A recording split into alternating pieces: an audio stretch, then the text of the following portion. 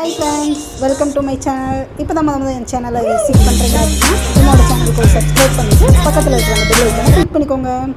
இப்போ நம்ம என்ன பார்க்க போகிறோம் அப்படின்னா மாங்காய் பச்சடி செய்வதற்கு ஃபஸ்ட்டு 3 மாங்காய் எடுத்திருக்கேன். அதை குட்டி குட்டியாக கட் பண்ணி வச்சுருக்கேன்.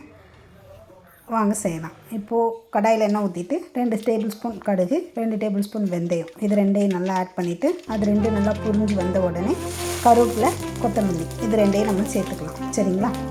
சேர்த்த உடனே நம்ம குட்டி குட்டியாக கட் பண்ணி வச்சுருந்த மாங்காயை வந்து அதில் ஆட் பண்ணிக்கலாம். ஆட் பண்ணிவிட்டு அதை நல்லா ஃப்ரை பண்ணலாம், டீப் ஃப்ரை பண்ணலாம். பண்ணிவிட்டு தேவையான அளவு உப்பு ஆட் பண்ணிக்கலாம். நெக்ஸ்ட்டு அதை உப்பை நல்லா கலரி விட்டோம்னா அதுலேயே வந்து குக் ஆகிடும். நல்லா மாங்காய் நல்லா பச்சடி மாதிரி குக் ஆன உடனே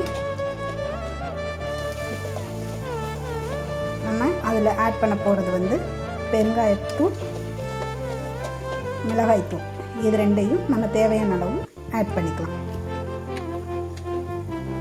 ஆட் பண்ணிவிட்டு அதை நம்ம நல்லா ஃப்ரை பண்ணிக்கலாம். ஃப்ரை பண்ண உடனே இந்த கன்சிஸ்டன்சிக்கு வந்துடும்.